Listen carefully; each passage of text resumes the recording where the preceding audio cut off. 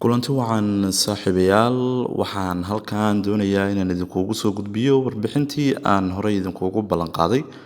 ee ku saabsanayd faa'iidada timirta ay leedahay bisha barakeysan ee Ramadaan ama sagaalka faa'iidood ee laga dhaxli karo in la cuno bishan barakeysan ee Ramadaan timirta oo ay waajib ay tahay in aan sameyno haddii walaal aad ku cusub tahay barteena channelkeena Keenaanka Nolosha fadlan waxaan jeclahay inaad nagu soo biirto oo subscribe aad saarto waxaan sii gudagali doonaa faa'iidooyinka timirta Ramadaan Kariim horta meel walba aad joogtaan haddii aan gudagalno faa'iidooyinka sagaalka faa'iid ee timirta ay leedahay waxa ugu horeysa marka ugu horeeya waxa uu timirtu uu yareeyaa in aad dareento maalinta aad sooman tahay wax daal ah ama wax oon ah inaad biyo aad u baahato maxaa yeelay waxa ku jiro kamiyo badan oo maadada potassium-ka ah oo ka saacidaysa isku dheelitirnaanta biyaha jirka ku jira midda labaad ayaa waxa ay tahay waxa uu milaa amaba uu ka shaqeeyaa isku dheelitirnaan ku saabsan milixda caloosha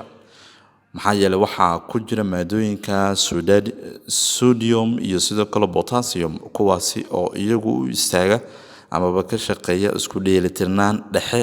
oo milanka cusbada ee caloosha tan saddexaad ayaa waxa ay tahay waxa uu bini'aadamka u ogolaadaa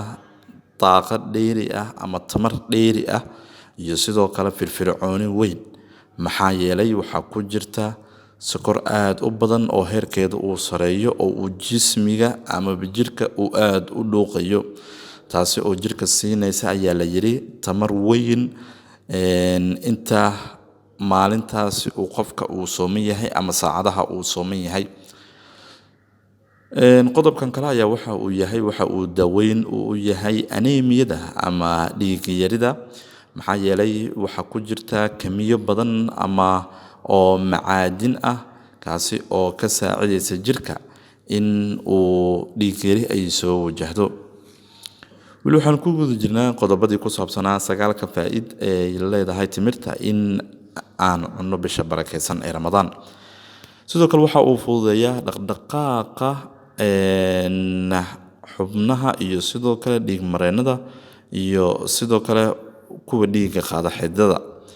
waxa uu dhaqdhaqaajiyaa ama uu ka shaqeeyaa ayaa la yiri fududeynta dhiig mareennada ee jirka